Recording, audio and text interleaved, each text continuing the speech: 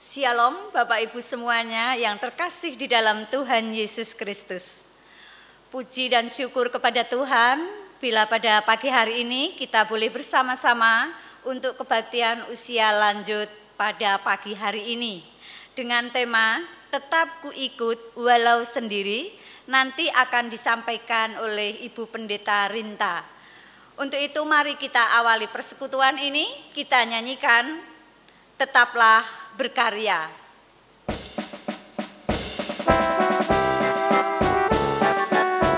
Kita nyanyikan bersama-sama ya Bapak Ibu. Apakah masih ada minyak di dalam buli-bulimu? Jagalah agar tetap menyala pelita di hatimu. Janganlah sampai padam di jalan, penuhilah buli-bulimu. Cukupkanlah bekal di jalanmu, berjagalah selalu. Warga lanjut usia, jangan lelah terus berkarya. Bagikan kasih, beritakan Injilnya, seberapapun yang kau bisa. Warga lanjut usia, GKI Peterongan milik kita. Warga lanjut usia, siap diutus olehnya.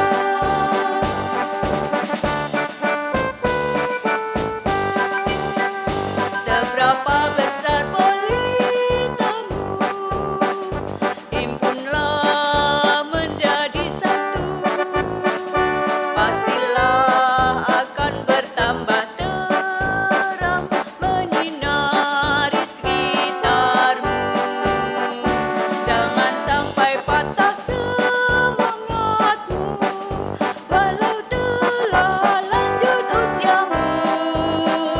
Tetap setia melayani Tuhan sesuai kemampuanmu.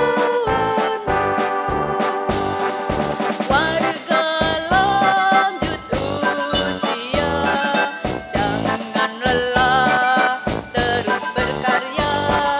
Bagikan kasih, beritakan Injilnya, seberapapun yang kau bisa.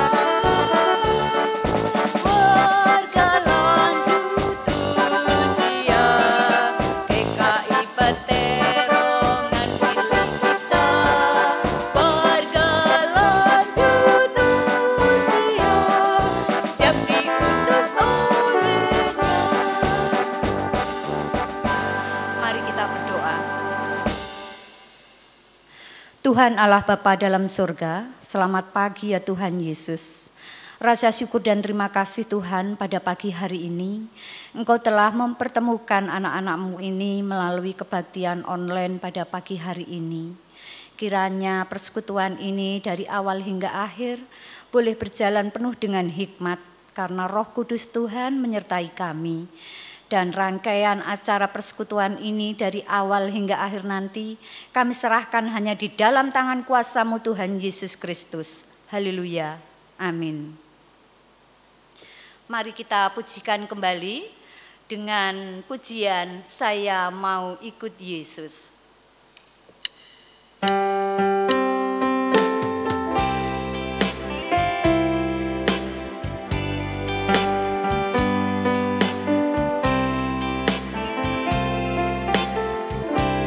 Saya mau ikut Yesus, saya mau ikut Yesus, sampai selama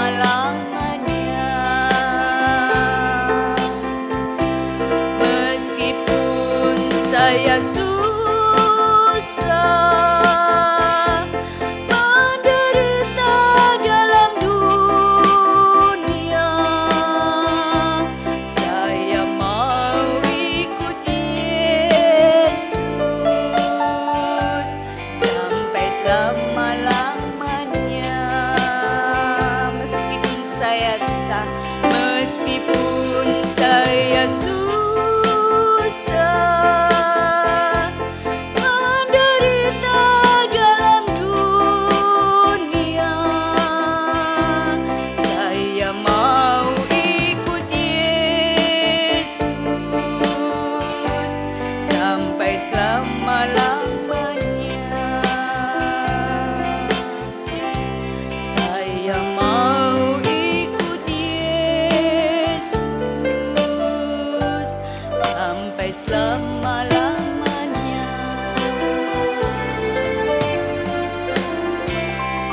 Baik Bapak Ibu yang terkasih di dalam Tuhan Yesus Kristus, tiba saatnya kita akan mendengarkan firman Tuhan.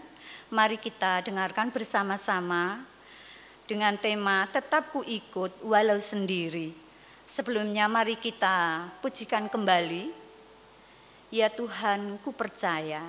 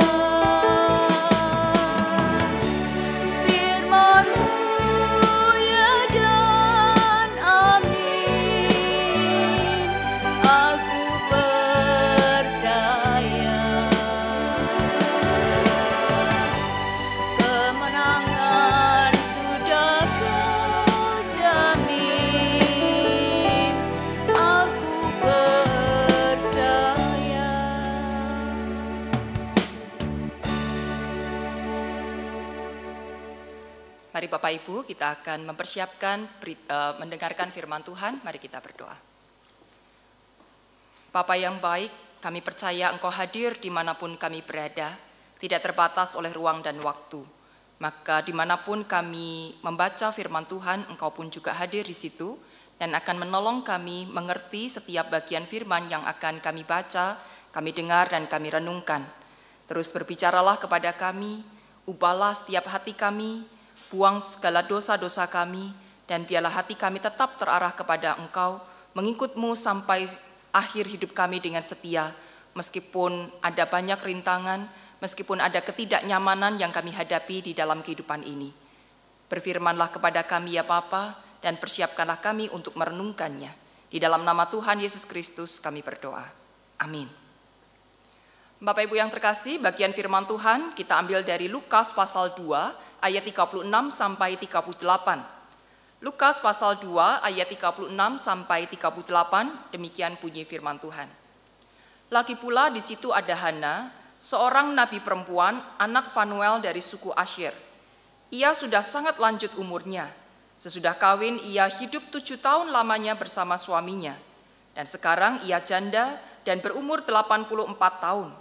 Ia tidak pernah meninggalkan bait Allah dan siang malam beribadah dengan berpuasa dan berdoa.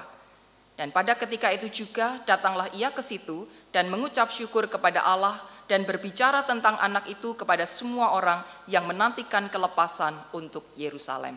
Amin. Nah, saudara, bacaan ini merupakan bagian dari peristiwa Yesus yang masih bayi dibawa oleh Yusuf dan Maria datang ke bait Allah untuk melakukan serangkaian ritual yang diwajibkan pada saat itu. Nah, selain berjumpa dengan Simeon, keluarga Yesus ini juga kemudian bertemu dengan Hana. Dikatakan di situ Hana adalah seorang nabi perempuan, yang pada masa itu profesi ini jarang sekali, saudara, dimiliki oleh seorang perempuan. Tetapi Hana menjadi seorang nabi perempuan pada saat itu. Dan dicatatkan umurnya 84 tahun. Jadi sudah pasti ia termasuk golongan usia lanjut. Tidak lagi muda usianya. Dan dia tinggal sendiri. Karena suaminya sudah meninggal pada saat umur pernikahan yang ke-7 tahun. Jadi menikah hanya 7 tahun dan setelah itu Hana hidup sendiri, tidak pernah menikah lagi. Nah, saudara, apa yang dilakukan oleh Hana ketika dia mendapati dirinya itu seorang diri? Ternyata dia memutuskan untuk tinggal di dalam bait Allah dan di sana ia menjalani hidupnya sebagai seorang nabi dan terus melayani umat yang ada di Israel. Nah, Bapak Ibu Saudara, apa yang bisa kita pelajari dari Nabi Hana ini yang tinggal sendiri? Dan mungkin ada di antara kita yang saat ini juga tinggal sendiri dan tidak bisa kemana-mana juga karena corona. Kalau biasanya walaupun sendiri, tapi kita bisa ke gereja, kita bisa jalan-jalan di mall, kita bisa makan bareng-bareng dengan teman-teman kita atau saudara-saudara kita, itu menyenangkan. Walaupun di rumahnya sendiri, tapi di luar kita bisa ketemu dengan banyak orang bersama-sama dengan orang lain. Tapi sekarang, saudara, ada banyak Bapak Ibu yang berusia lanjut, tidak tinggal bersama dengan anak-anak, atau memang sudah tidak ada anggota keluarga lagi, akhirnya benar-benar harus sendiri, di dalam rumah sendiri dan tidak bisa keluar kemana-mana. Ini tentu sangat menyedihkan, sangat merepotkan dan seringkali membuat kita frustasi. Oleh karena itu, saudara, kita akan belajar dari seorang Nabi Hana yang tinggal sendiri tetapi hidupnya tidak terpuruk. Hidupnya tidak kemudian menyerah, menjadi kalah dan merasa hidup ini begitu buruknya. Nah, yang pertama, saudara, kita bisa lihat meski sendiri tapi tidak sendirian. Hana percaya bahwa meskipun dia sendiri, tapi dia tidak sendirian. Kenapa? Karena ada Tuhan. Tapi Tuhan kan tidak kelihatan. Betul, kalau Tuhan kelihatan, dia bukan lagi Tuhan. Dia sama dengan kita yang wujudnya kelihatan. Justru karena dia itu tidak kelihatan, maka kita bisa mengatakan dialah Allah yang maha kuasa. Dia tidak terbatas oleh ruang dan waktu. Nah, saudara, bagaimana kita bisa ngerti kalau Tuhan itu ada? Seperti Nabi Hana, tinggallah dalam bait Allah, maka kita yakin kalau di situ ada Tuhan. Loh, kok tinggal dalam bait Allah gimana? Sekarang mau ke gereja aja enggak boleh. Ya, kalaupun ada ibadah, warga usia lanjut enggak boleh datang ibadah. Lalu gimana tinggal dalam bait Allah? Saudara, Yesus pernah berbicara kepada seorang perempuan di dalam Yohanes pasal 4. Akan tiba waktunya engkau tidak lagi beribadah di gunung ini atau di Yerusalem. Artinya tidak lagi beribadah di suatu tempat. Allah tidak hanya hadir di tempat-tempat tertentu, bahkan yang disebut sebagai bait Allah atau diterjemahkan sebagai rumah Allah. Allah hadir di segala tempat, Allah hadir di dalam kediaman kita masing-masing, Allah hadir di dalam hati kita. Paulus mengatakan di dalam suratnya di Korintus, bukankah tubuhmu adalah bait Allah? Jadi Allah tinggal di dalam hati kita, tinggal bagaimana kita bisa merasakan Tuhan itu ada. Tuhan itu hadir sehingga kita tidak merasa kesepian atau sendirian. Nah, saudara, suatu kali saya pernah tinggal betul-betul seorang diri. Tidak ada anggota keluarga yang bersama, tidak ada asisten rumah tangga, benar-benar sendiri. Kadang-kala kalau pagi, siang, atau malam saya ke gereja dan pelayanan senang, happy, ketemu dengan banyak orang, bisa melakukan ini itu macam-macam, jadi nggak kerasa sepinya. Tapi begitu pulang rumah, saudara, masuk rumah masih gelap gitu ya, harus nyalain lampu dulu. Nanti sudah masuk kamar sendiri, ke dapur ya sendiri, di mana-mana sendiri karena memang cuma ada saya sendiri. Kadangkala timbul perasaan sedih. Mau apa ya? Timbul perasaan pikiran yang negatif. Aduh, takut nanti kalau ke dapur malam-malam gelap sendiri gimana ya? Pikiran itu bisa macam-macam, saudara. Dan saya mengerti kalau ini terus-menerus berulang-ulang seperti itu, saya bisa stres. Nah, oleh karena itu perlu cari cara bagaimana supaya saya tidak merasa kesepian meskipun saya seorang diri. Akhirnya, saudara, kalau setiap kali saya pulang rumah atau setiap kali saya merasa kok sepi sekali gitu ya, saya setel musik. Entah itu dari radio, yang waktu itu masih ada siaran radio Kristen ya, tetapi setelah itu tidak ada lagi. Atau saya bisa setel dari CD rohani ya. Atau dari manapun saudara, hari-hari ini makin banyak peralatan yang bisa kita gunakan untuk mendengarkan lagu-lagu rohani. Setel itu saudara, sehingga kita merasa tidak sendirian. Ada suara yang lain, yang baik, yang boleh menolong kita untuk mengerti akan firman Tuhan. Untuk mengerti bahwa Tuhan itu dekat. Kalau perlu sambil ikuti nyanyinya saudara. Kalau kita sering dengar lagu begitu, lama-lama hafal sendiri kok. Ya, kalau cuma dalam ibadah tok begitu, kita lupa lagunya apa. Tapi kalau tiap hari kita ulang-ulang lagu itu, lama-lama kita bisa ikut nyanyinya karena kita hafal sedikit demi sedikit. Atau saudara, kemudian kita bisa berdoa, kita bisa merenungkan firman Tuhan, dan kita bisa merasakan bahwa Tuhan itu hadir pada saat itu, kita tidak lagi merasa kesepian. Jadi isi hati kita saudara dengan hal-hal yang baik, dengan hal-hal yang membuat kita jadi dekat dengan Tuhan. Entah itu lagu pujian, entah itu firman Tuhan. Pada intinya jangan sampai kita terpuruk dengan pikiran kita sendiri yang mengatakan kamu sendiri, kamu nggak bisa apa-apa, kamu nggak ada siapa-siapa, nggak punya siapa-siapa. Akhirnya kita terjebak dengan pikiran kita sendiri. Nah yang kedua saudara, meski sendiri tetap setia. Meski sendiri tetap setia.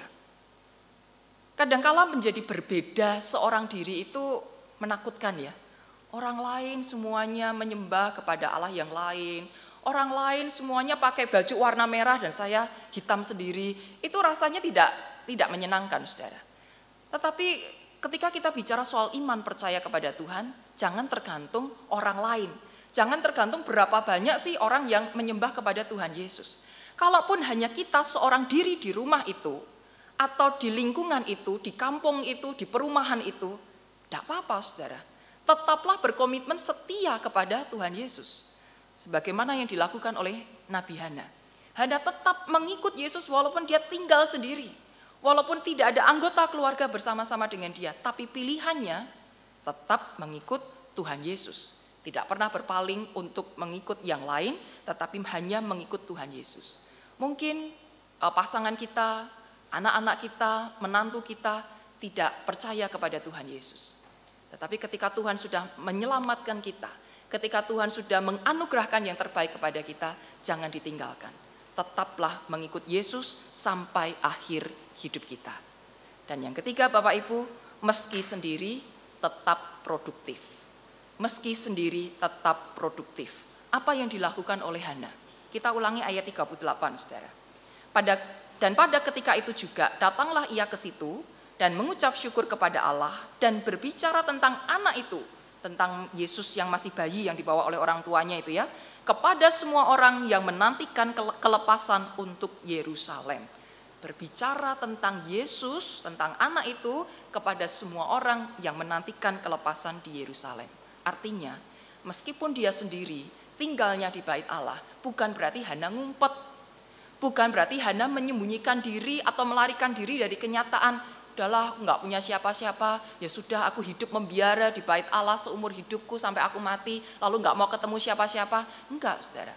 Hana tetap produktif melakukan tugasnya sebagai seorang nabi, menyampaikan berita sukacita tentang Yesus Kristus yang adalah juru selamat itu.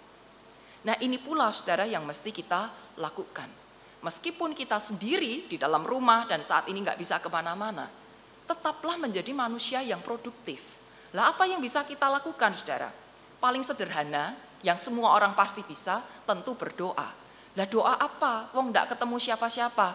Nah, saudara punya HP saudara? Anda masih punya telepon rumah?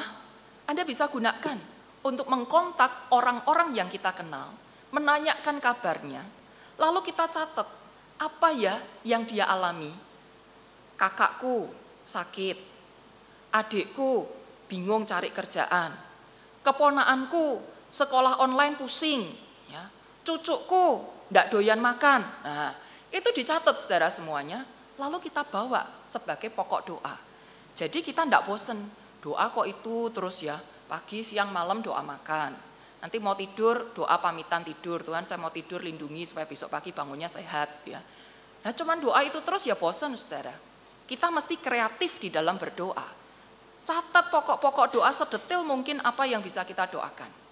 Ada seorang bapak saudara yang kalau saya kunjungi perjamuan kudus, dia selalu bilang, saya ini sudah doakan loh, Semua Bapak Ibu pendeta, majelis-majelis ya. Jadi kalau ada majelis yang datang dia selalu tanya, namanya siapa Pak? Namanya siapa Bu? Nah ternyata itu dia catat dan kemudian dia doakan. Saya doakan pengurus-pengurus lansia, saya doakan gitu ya. Pokoknya semua orang yang dia kenal doakan. Luar biasa. Orang yang sederhana, yang tidak lagi bisa bekerja karena kesehatan fisiknya, tapi dia mau terus berdoa, bahkan mendoakan orang-orang yang mungkin hanya sesekali dia jumpai, yang tidak terlalu dia kenal, yang hanya dilihatnya dari jauh, tapi saat dia tahu namanya, dia mau doakan. Dan mungkin saudara kita bisa juga menulis. Tulislah pengalaman-pengalaman hidup kita di masa yang lampau, di mana Tuhan berkarya, di mana pertolongan Tuhan itu luar biasa. Anda tulis, loh saya nggak biasa ngarang, saya nggak biasa membuat tulisan-tulisan yang bagus, enggak apa-apa. Pokoknya tulis saja saudara, nggak peduli itu tulisanmu bagus, indah atau jelek, amburadul, pokoknya yang penting tulis. Dan orang lain bisa membaca. Wariskan tulisan-tulisan itu kepada anak mantu cucu kita. Mereka yang tidak atau yang kurang berpengalaman dalam hal rohani, dalam hal penaruh percaya kepada Tuhan, ketika mereka baca tulisan-tulisan kita, wah papahku, mamahku luar biasa, omaku, opaku luar biasa. Meskipun dia tinggal sendiri, tapi ternyata dia merenungkan firman Tuhan itu dengan luar biasa. Penghayatan imannya itu luar biasa. Nah Bapak Ibu Saudara, tetaplah produktif. Kalau Anda bisa masak, masaklah. Lah buat siapa? Masak itu tidak bisa sedikit, masak bisa harusnya banyak, biar cucuk. Ya tidak apa-apa, masaklah, bagikan kepada tetangga. Bagikan kepada orang-orang yang kekurangan makan. Lah aku kan tidak boleh keluar rumah. Panggil orang yang masih sehat. Antu ambil makanan itu di rumah kita, lalu minta tolong dia yang membagikan. Kalau kita masih punya dana, kalau kita masih punya sesuatu untuk dibagikan, bagikanlah itu. Jadi kita tidak merasa aku ini nggak bisa apa-apa, aku ini bukan siapa-siapa. Saudaraku, kita belajar dari Nabi Hana. Meskipun dia mengalami kehilangan yang luar biasa, hanya menikah 7 tahun dan tidak dikaruniai anak. Tapi dia tidak menyerah dengan kondisi itu, melainkan terus mengarahkan hatinya kepada Tuhan, ikut sampai akhir hidupnya dengan setia. Dia tetap merasakan dekatnya dengan Tuhan, jadi tidak sendirian. Dan dia tetap melakukan karya-karya yang luar biasa, menjadi berkat bagi orang-orang Israel yang menantikan berita kelepasan. Anda dan saya juga diundang untuk memberitakan kabar baik ini melalui berbagai cara yang Tuhan tentukan. Temukan itu dan kita akan lakukan dengan giat, dengan sukacita, maka hidup kita akan tetap produktif walaupun kita seorang diri. Kiranya Tuhan menolong kita menghayati firman Tuhan. Mari kita berdoa. Kami datang kepadamu ya Bapa, hendak menyerahkan segala rasa duka, rasa sedih kami, ketika kami mendapati bahwa diri kami ini seorang diri. Seringkali kami bingung harus bercakap dengan siapa, bertukar pikiran dengan siapa. Seringkali kami bingung untuk mencurahkan isi hati kami kepada siapa. Namun Tuhan, ketimbang kami terus memikirkan hal itu dan membuat kami frustasi, ajar kepada kami untuk mencari orang lain, supaya kami bisa mendengar apa yang ingin diucapkan oleh orang tersebut. Biarlah kami mencari sesama kami untuk kami menyediakan diri sebagai tempat berbagi. Sehingga kami tidak lagi merasa sendiri karena kami berada di tengah-tengah orang-orang yang membutuhkan kasih Tuhan. Yang membutuhkan telinga kami untuk didengarkan. Dan yang kepadanya pada akhirnya kami bisa bercakap-cakap. Kami pun juga akan boleh membagikan perasaan-perasaan kami kepadanya. Bapa Surgawi, tolong kami untuk menghargai diri yang Tuhan sudah ciptakan dengan luar biasa indah. Kiranya hidup kami tidak dirusak dengan pikiran-pikiran negatif, dengan kesedihan yang begitu mendalam, dengan perasaan kecewa dan marah yang membabi buta. Kiranya penuhi hati kami dengan damai sejahtera dan sukacita-Mu ya Bapa, sehingga di masa usia lanjut ini kami tetap bisa membagikan cinta kasih Tuhan itu kepada sebanyak mungkin orang. Tolong kami untuk mengerti apa yang mesti kami kerjakan saat-saat ini.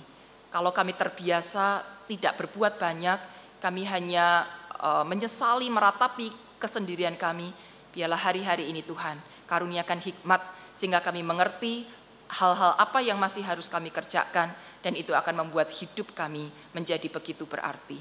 Terima kasih Bapa untuk firman-Mu dan tolonglah kami mengerjakannya. Dan berkatilah setiap warga usia lanjut, baik di GKI Peterongan maupun siapapun yang mendengarkan bagian ini, biarlah Engkau juga menilik pergumulan kami satu persatu, Engkau yang mencukupkan apa yang kami butuhkan, Engkau mengaruniakan kesehatan, dan Engkau juga melindungi dimanapun kami berada. Demikian juga dengan keluarga kami, kakak, adik, anak-anak, menantu, cucu, atau bahkan kami yang masih punya orang tua. Jagai pula mereka semua ya Bapa, jauhkan dari segala hal yang buruk, dan biarlah hidup kami selalu aman, tenang di dalam lindungan kasih Bapa. Hanya di dalam nama Tuhan Yesus Kristus kami berdoa dan berserah diri. Amin.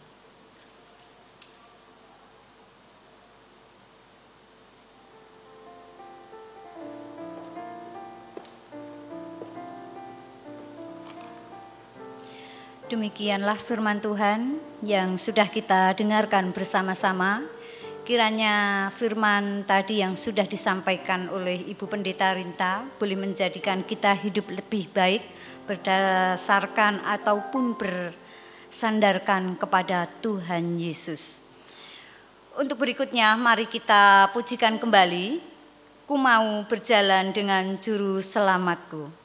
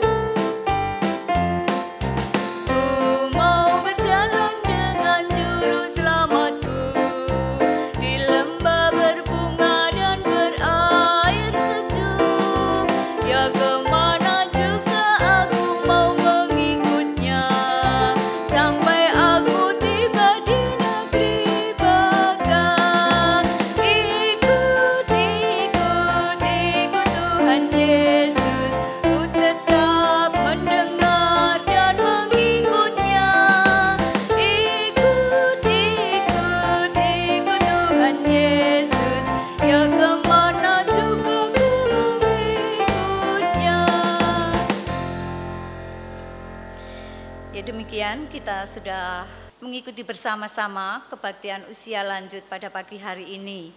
Bapak Ibu yang terkasih di dalam Tuhan Yesus, di akhir persekutuan ini kami ucapkan selamat ulang tahun bagi Bapak Ibu, Oma Opa, Yangkung, Yangti yang berulang tahun pada minggu-minggu ini di bulan September 2020.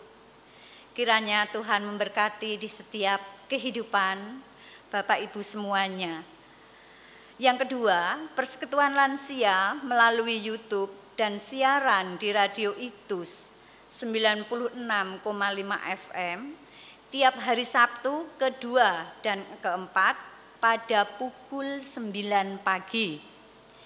Kemudian yang ketiga, persekutuan kebaktian usia lanjut GKI Peterongan berikutnya pada hari Sabtu tanggal 10 Oktober 2020. Sampai jumpa kembali dalam persekutuan KUL GKI Peterongan.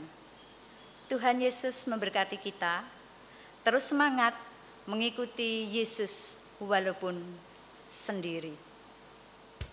Dalam rangka memeriahkan Bulan Keluarga, Komisi Literatur bekerjasama dengan komisi-komisi kategorial usia menyelenggarakan beberapa lomba. Salah satunya adalah lomba menulis kesaksian hidup untuk jemaat usia lanjut atau 56 tahun ke atas.